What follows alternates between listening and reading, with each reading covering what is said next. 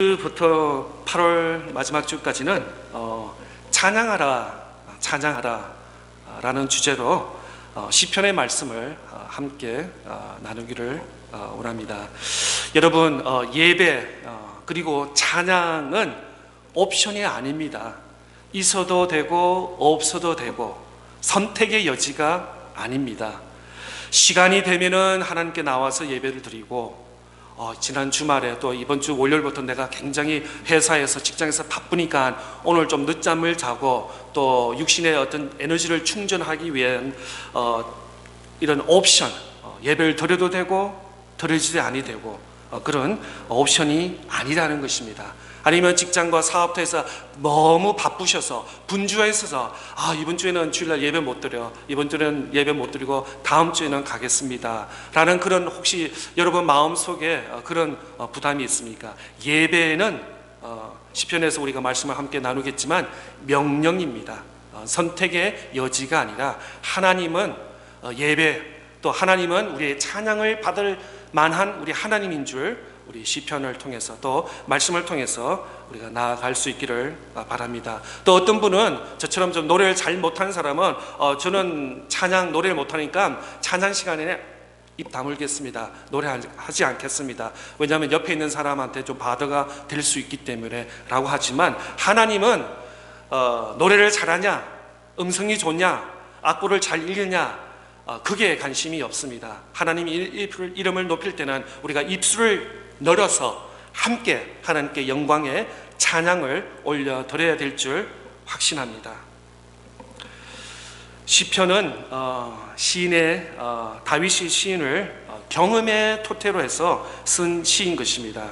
오늘 특별히 시편 34편의 말씀은 다윗이 쓴 시인데, 다윗이 가장 컨디션이 좋을 때, 정말 펜을 손에 잡아서 오늘은 어떻게 하나님을 찬양할까 라는 그런 환경에서 쓴 것이 아니라, 오히려 인생의 다운, 어려울 때 막 그냥 죽기 직전, 막 목숨이 빼앗기고 쫓겨날 도망자의 그런 신분에서 시편을 기록한 것을 우리는 볼 수 있습니다. 아니, 시편의 전체가 다윗이 컨디션과 어떤 환경이 좋아서 시를 쓴 것이 아니라 오히려 항상 어려운 환경 속에서 다윗은 시편을 기억한 것을 우리는 볼 수 있는 것입니다.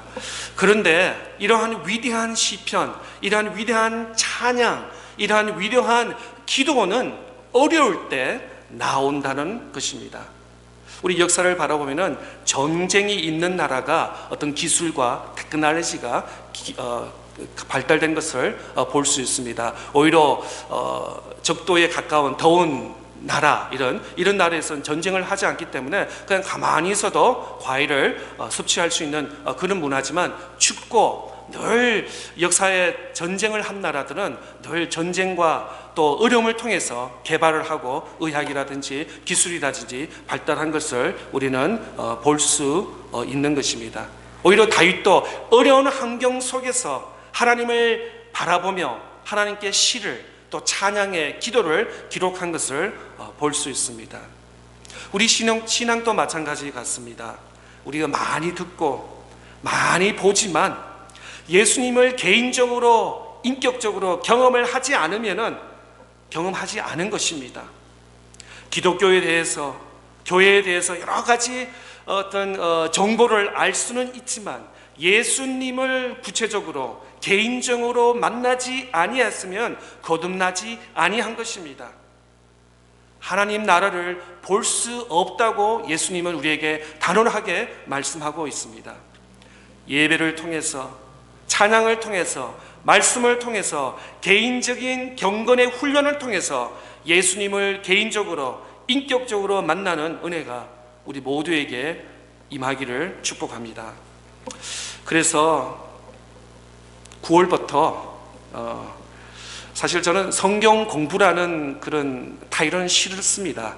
왜냐하면 성경 어디에 찾아봐도 성경 공부를 하라라는 그런 거는 없습니다. 제가 볼 때는, 제가 읽는 성경 안에서는. 그러나 오히려 제자 성경 훈련을 받아라라는 그런 복음서를 특별히, 그래서 예수님께서는 성경 인포메이션, 날리지를 많은 교인들을 원치 않고 오히려 아무리 짧게 배운다 하더라도 예수님의 제자를 만들고 세우고 싶은 것이 우리 예수님의 마음이 아닌가 그렇게 확신합니다. 그래서 제자, 그 다음에 텍스트는 국어책, 수학책, 과학책이 아니라 바로 영원한 하나님의 말씀인 텍스트인 성경.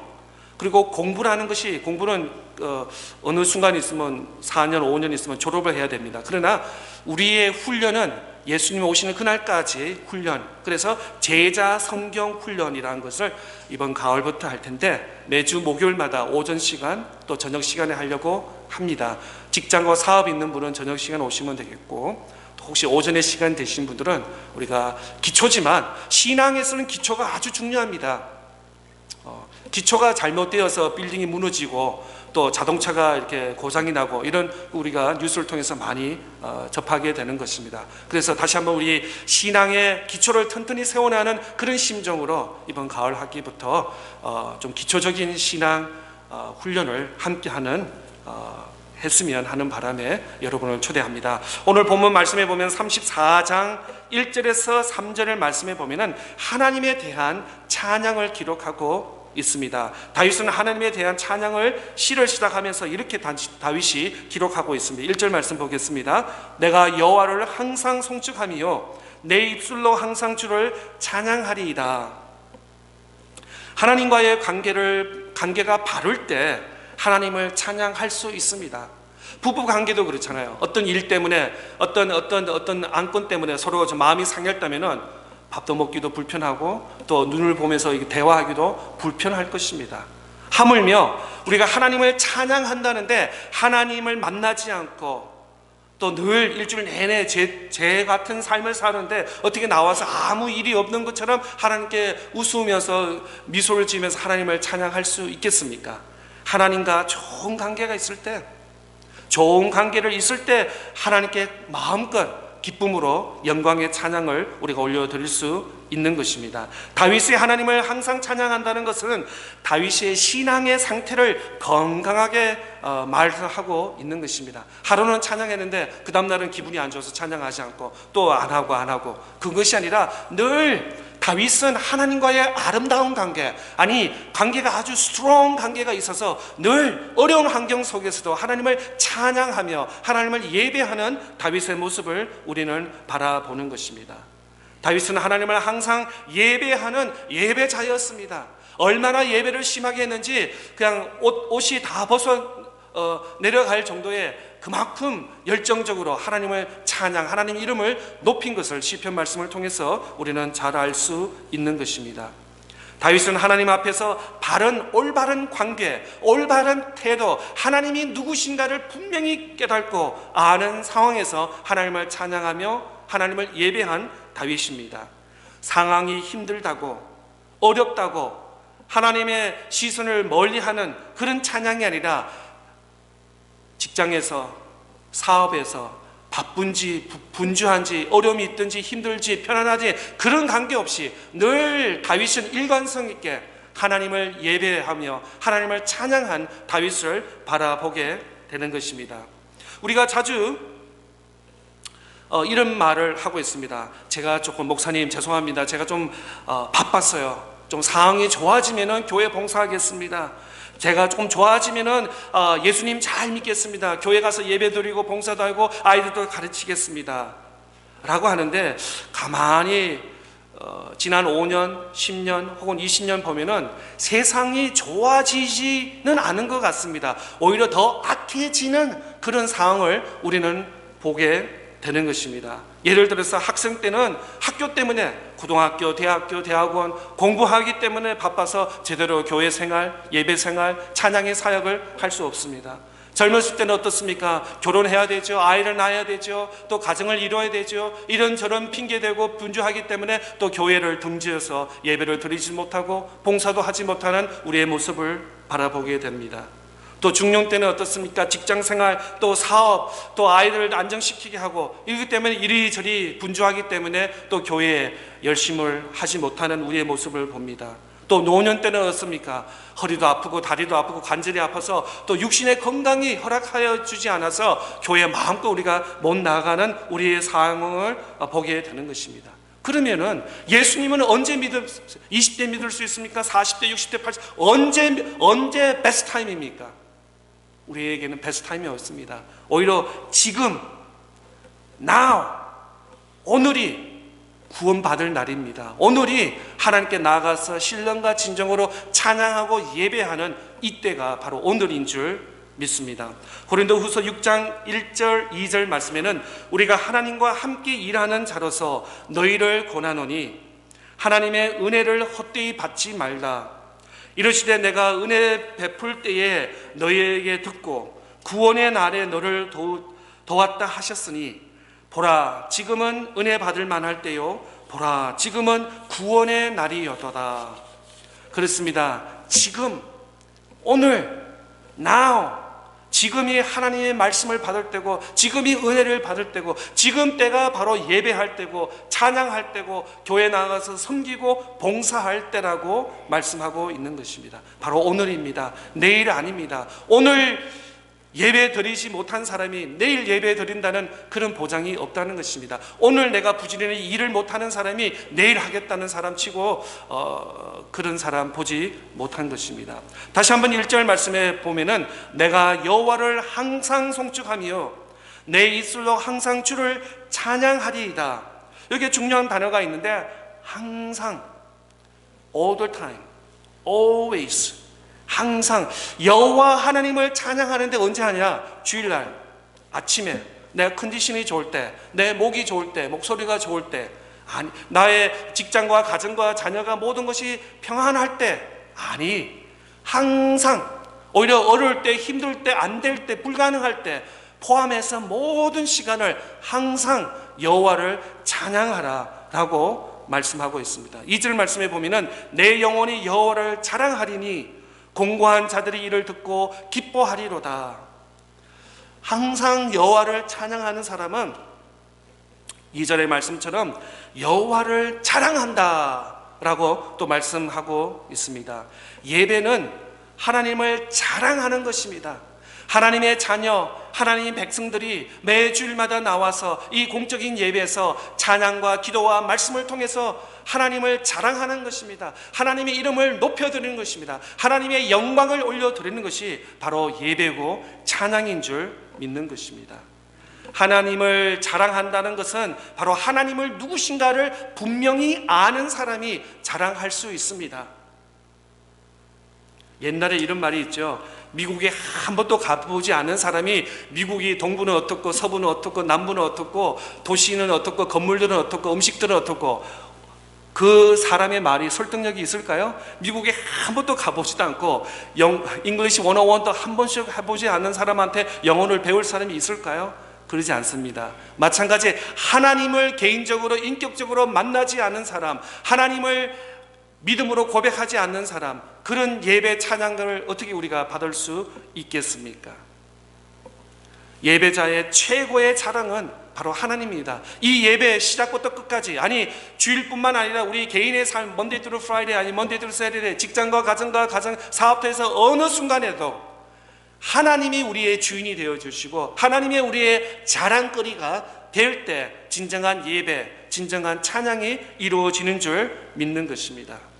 무엇을 자랑하는가를 보면은 그 사람을 알 수 있습니다. 어떤 사람은 그 사람 몸을 자랑해요. 내 요즘에 운동했더니 근육이 팔과 식스팩이 있다든지 이런 몸을 자랑하는 육신의 어떤 근육을 자랑하는 사람, 아니면 어떤 사람 내가 미국에서 얼마나 땀을 흘려서 지난 30년 50년 동안 했더니 이만큼 재산을 모았다고 이제는 죽을 때까지 써도 모자라지 않는다는 그 재물을 자랑하는 사람도 있을 수 있습니다. 또 어떤 사람은 내가 PhD가 2개나 있다든지 3개가 있다든지 학년을 자랑하는 사람도 우리에게 있다는 것입니다. 무엇을 자랑하느냐 따라서 그 사람의 사람인 것을 볼 수 있는데 어떤 사람인가를 볼 수 있다는 것입니다. 다시 한번 2절 말씀에 보면 내 영혼이 여호와를 자랑하리니 공고한 자들이 이를 듣고 기뻐하리로다. 우리 입술에서, 우리 마음에서, 우리 모든 삶에서 누구를 자랑하냐? 바로 여호와 하나님, 천지 창조를 창조하신 그 하나님, 오늘 또 지배하시고 다스리시는 그 하나님을 자랑하는, 어떻게 우리가 자랑을 할 수 있어요? 바로 찬양을 통해서, 바로 예배를 통해서 영광의 찬양을 올려드릴 때 우리가 진정 하나님을 찬양할 수 있는 것입니다. 다윗은 하나님을 자랑했습니다. 하나님을 자랑스러워하는 사람은 예배를 예배답게 드릴 수 있다는 것입니다. 하나님을 알수록 하나님을 자랑하는 것입니다.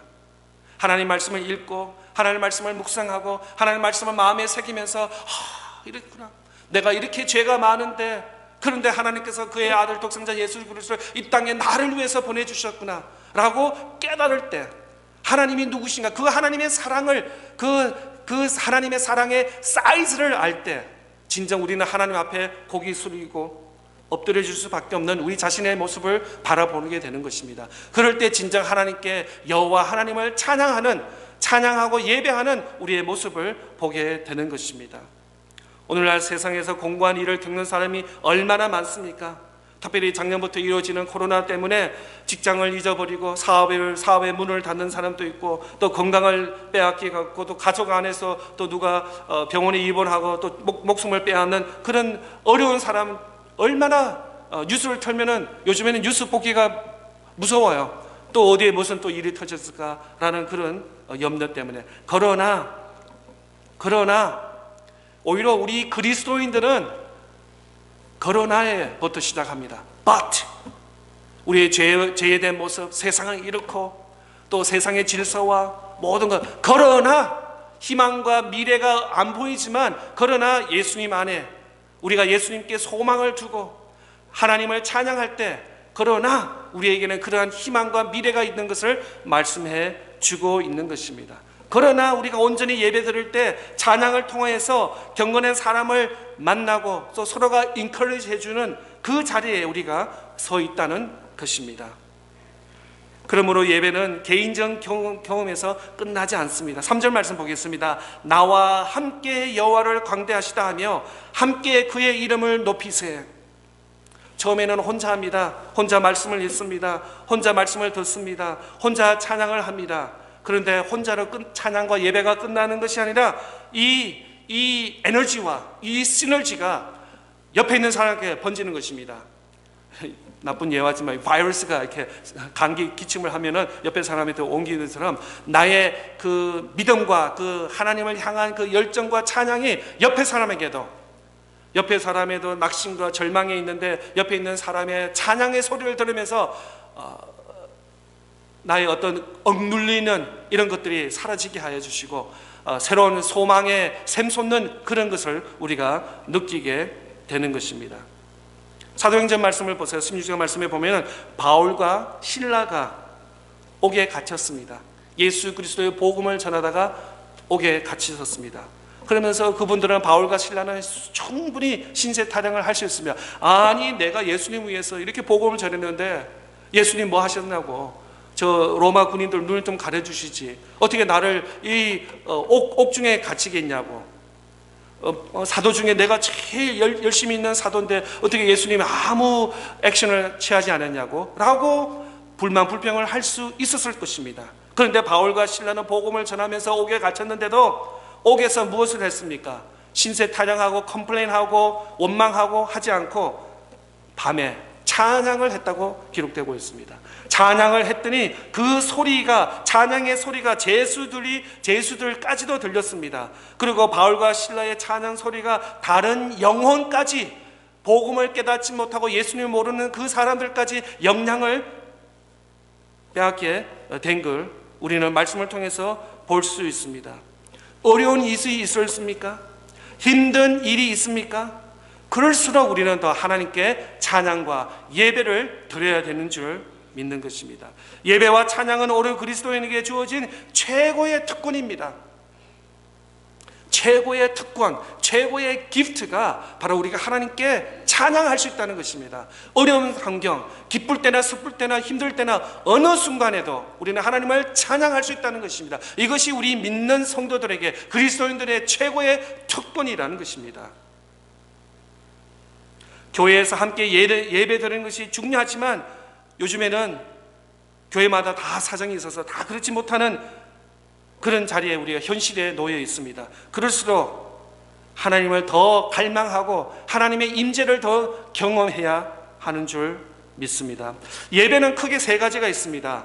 개인적 예배도 있습니다. 나 혼자 홀로 집에서, 또 직장이 만약에 9 o'clock 오픈한다면 8시 반에 좀 일찍 가서 나 혼자 시간에 말씀을 큐티를 한다든지 말씀을 듣는다든지 기도를 한다든지, 이런 개인적. 또 우리가 오늘 주일날 이렇게 오전 11시를 공적 예배로, 퍼블릭 예배로 우리가 오픈해서 하나님께 예배 드립니다.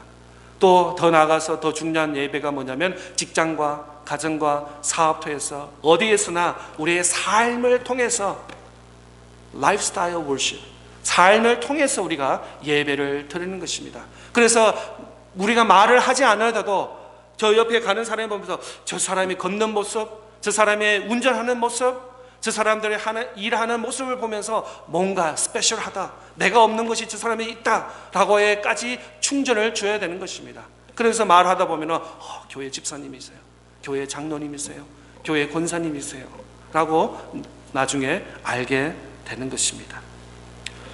예배는 공적인 예배를 드리지 못한다고 해서 예배가 멈추는 것은 아닙니다. 개인적 예배를 우리가 충분히 드릴 수 있습니다. 또 나가서 우리 가정과 직장에서 삶의 예배를 우리가 드릴 수 있어야 되는 것입니다. 오늘 본문 1절에서 4절 말씀에 보면은 내가 여호와를, 또 내 입술로 내 영혼이 나와 함께 내가 여호와께 내가 응답하시고 내 모든 두려움에서 나를 건지셨도다. 이런 모든 단어들은 다 1인칭 단어로 기록되어 있습니다. 그런데 8절, 9절, 11절 말씀에 보면은 너희는 여호와를, 너희 성도들아, 너희 자녀들아 라고 말씀하면서 1절에서 4절에서는 1인칭, 다윗이 기록하면서 1인칭을 기록했다면 후반부의 8절, 9절, 11절에서는 2인칭과 3인칭을 하면서 너희들도 함께 여호와를 찬양하라 라고 바꾸고 있는 것을 보게 되는 것입니다. 하나님을 만난 사람은 다른 사람들에게도 이 은혜와 찬양을 나눈다는 것입니다. 내 안에 예수 그리스도, 내 안에 구원의 기쁨, 내 안에 감사, 찬송, 영광을 함께 나누는 것이 당연한 것입니다. 복음이 내 안에 있으면 비밀이 되면 안 됩니다. 내가 알고 있는 예수님 아무도 알면 안 돼, 내 옆에 와이프도 알면 안 돼, 그런 것이 아닙니다. 내 안에 구원의 기쁨, 내 안에 예수 그리스도 구원의 기쁨과 감사가 있으면 나눠줘야 되는 것입니다. 혼자 킵하는 것이 아닙니다. 이것은 복음의 행위가 아닌 것입니다. 내 기쁨과 감사를 옆에 있는 사람께 나눠주는 거예요. 지난 주일 동안 내가 말씀을 읽었는데 이 말씀 너무 은혜 되었다고 함께 나누는 것입니다. 나눌 때 성령께서 더 크게 강하게 역사하여 주셔서 그 가운데 풍성한 은혜를 우리에게 허락하여 주신 줄 믿는 것입니다. 8절 말씀에 보면은 너희는 여호와의 선하심을 맛보아 알지어다. 그에게 피하는 자는 복이 있도다. 하나님의 선하심을 맛보아 아는 것이 우리로 하여금 자연스럽게 하나님을 예배하고 하나님을 찬양하게 한다는 것입니다. 여기 특별히 표현이 맛보아, taste and see, 영어 번역에 그렇게 기록되어 있는데 바로 음식을 맛보는 그 의미를 똑같이 가지고 있습니다. 음식을 맛을 보고 그 맛을 분간한다는 그 의미인 것입니다. 요즘 아이들이 아무 식당들을 가지 않더라고요. 그냥 인터넷 조사에서 옐프나 또 리뷰를 보면서 어떤 뭐 별표라든지 덤스업이 많을 때 여기가 좀 좋은 식당이다 이렇게 가고, 만약에 bad review, 아주 뭐 스타가 하나밖에 없는 그런 데는 아이들이 잘 안 가는 것을 볼 수 있습니다. 마찬가지 하나님을 맛을 중요, 하나님이 얼마나 선하시고 taste and see, 하나님이 얼마나 좋으신 하나님인지 우리 그리스도인들이 맛을 봐야 된다는 것입니다.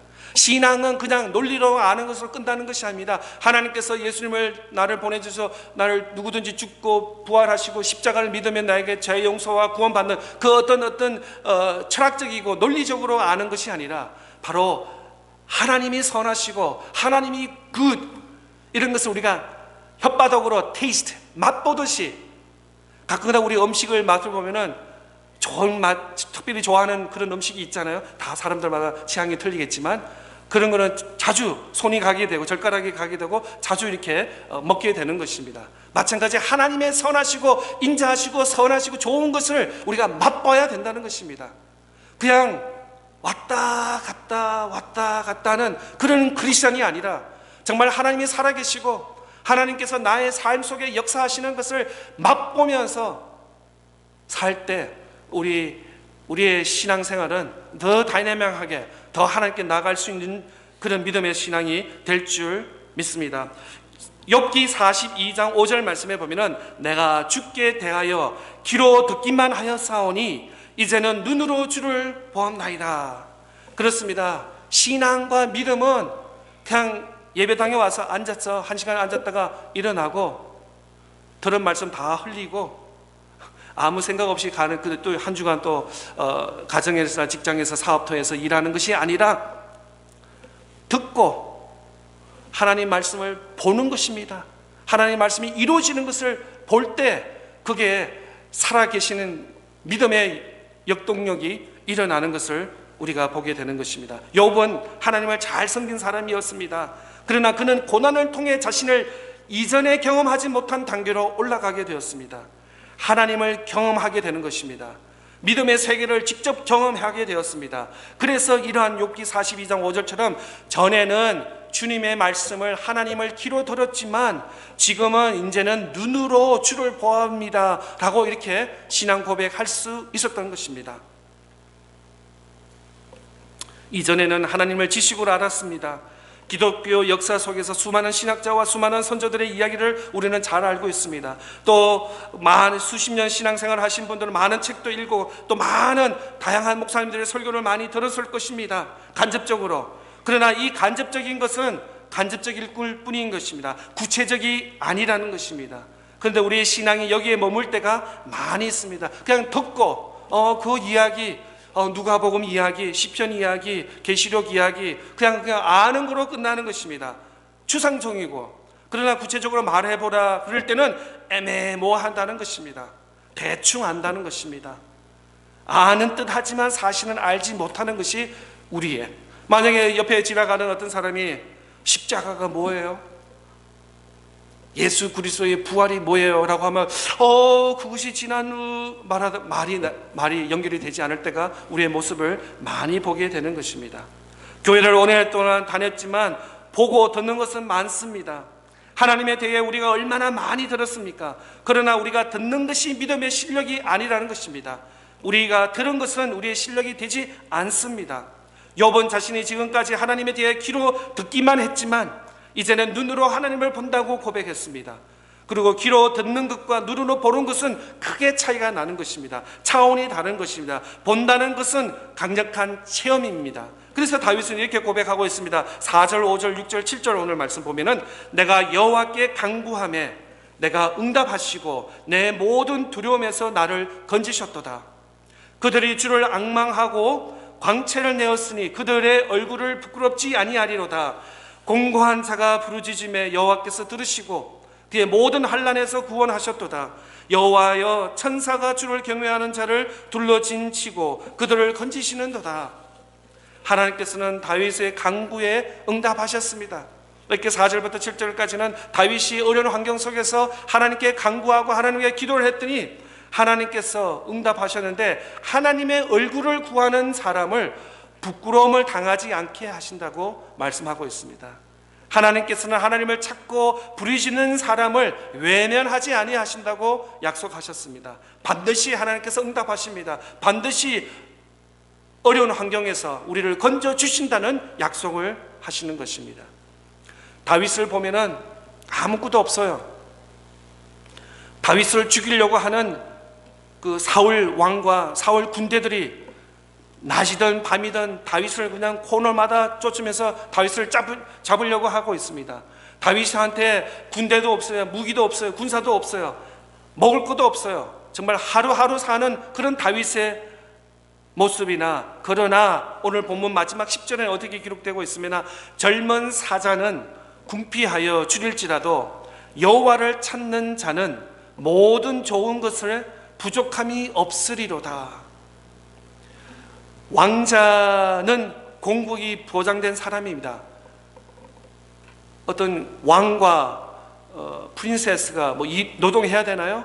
뭐 뱅크 가서 뭐 withdraw money 해야 되나요? 그럴 필요가 없어요. 그 스테이터스, 그 포지션이 평생 지낼 수 있도록 그렇게 해준다고 합니다. 그래서 왕자는 굶을 수가 없답니다. 그런데 왕자가 굶는다 할지라도 여호와를 찾는 사람은 궁피하지 않는다라고 합니다. 하나님을 구하고 하나님을 믿고 하나님을 신뢰하는 사람은 이 땅에 살면서 궁피하지 않는다는 것이야. 배고픔이 없다는 것이, 부족함이 없다는 것입니다.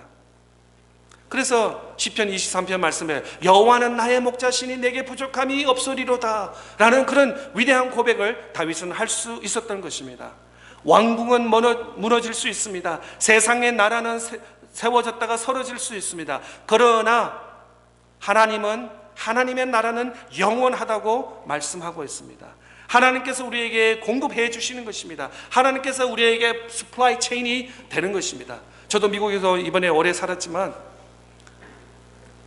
팬데믹 시작하면서 그로소리에 음식이 바닥나는 거는 처음 봤어요. 깜짝 놀랐어요.